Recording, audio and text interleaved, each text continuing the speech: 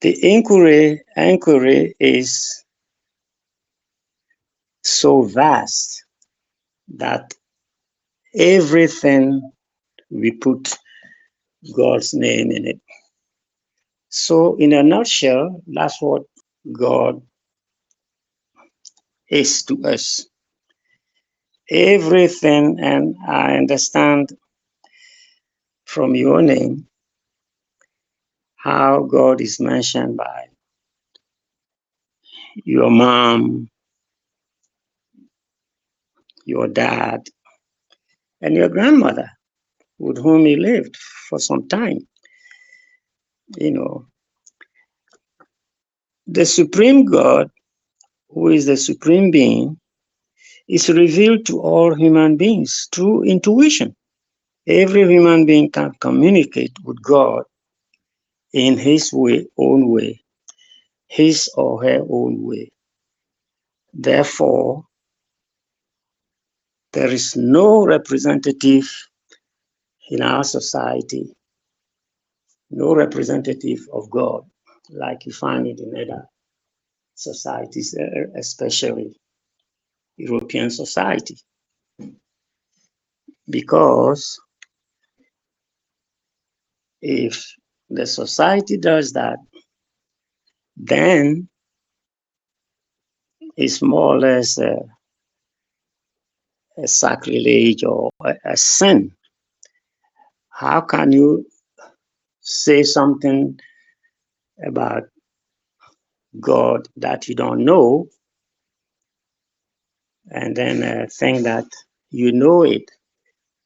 You know, God in Zema is. Do you know that telling a story is one of the most powerful ways to connect with your audience?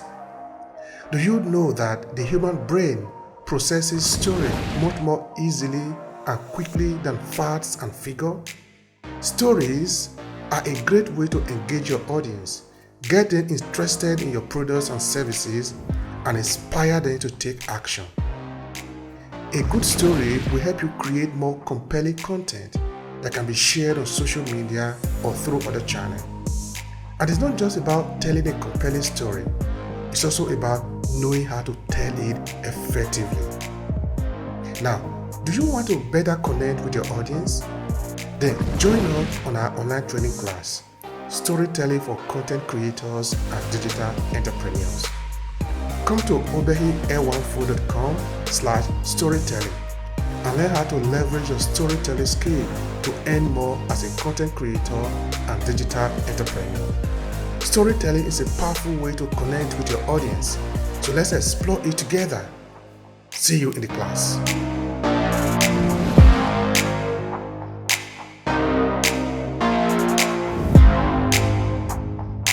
From experience of the people, and it's more or less anthropomorphic. In other words, the image of God through our experiences, we get the image of God or the name of God, the anthropomorphic God, who more or less presides on human affairs. For instance, God in Zema is a woman, his grandmother. So to interpret it in the English language, we say God, the supreme being, God, the grandmother, God, we don't say the father, we say God, the grandmother. In my society, what God represents is totally unfathomable, but that's what it is. Uh, the supreme being is seen as the source from which all phenomena, as we know through reason and senses, emerge. Now, when I say reason and senses, I'm saying human experience. You reason because of the way you've been raised, the way you've been socialized. So, God in Zema came from the experience that emerged, the human experience from reasoning and sensing that emerged. Now, although there is a hierarchy of being embracing the universe and all it contains, in which the eternal realm of God, which is pure spirit, is distinguished from the realm of the phenomena, which is matter. And like I've said, the Supreme Being God is revealed to all human beings through intuition, and even a child knows God. Nobody teaches a child who God is, because the child is an embodiment of reasoning, sensing, dreaming, intuition. And so the child knows God already. And you can't talk to him or her the way you think you have a head which is empty and that there is nothing in it. No, the child knows God. I want you to help me understand why is it that everything we do as Africans, yeah, you did pointed it out, no, in that when I was making mention of my different names, you could see that actually they all reflected God. And also, of course, help you understand it that those who gave me the name didn't have the knowledge of European God at the time. So the question is, why is it that everything we do in Africa or among Africans, and of course we can also pick an example from your culture, is surrounded by God and God consciousness? Can you help me understand that? Well, like I said, you had it in your society, and I'm glad to hear that. And like I always said, African societies, the first concept they have in their lives is God.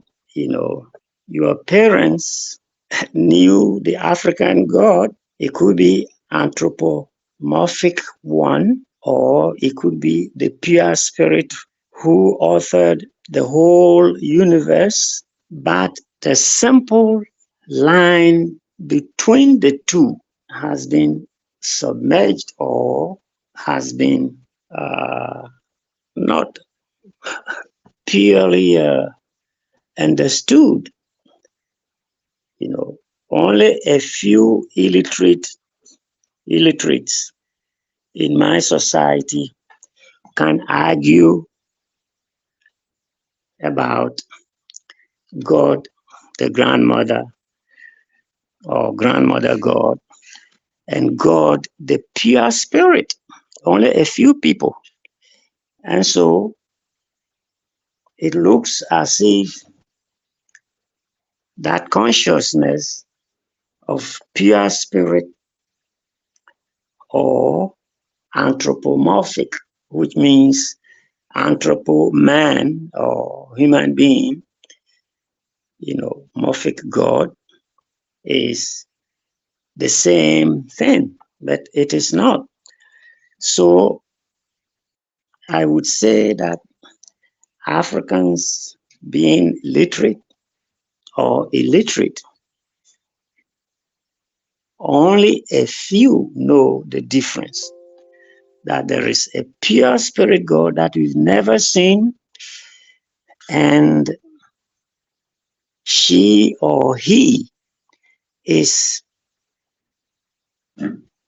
the author of everything, you know. And we do that to keep God in our lives, in our society, in our everything, to the extent that some proverbs are about God, you know.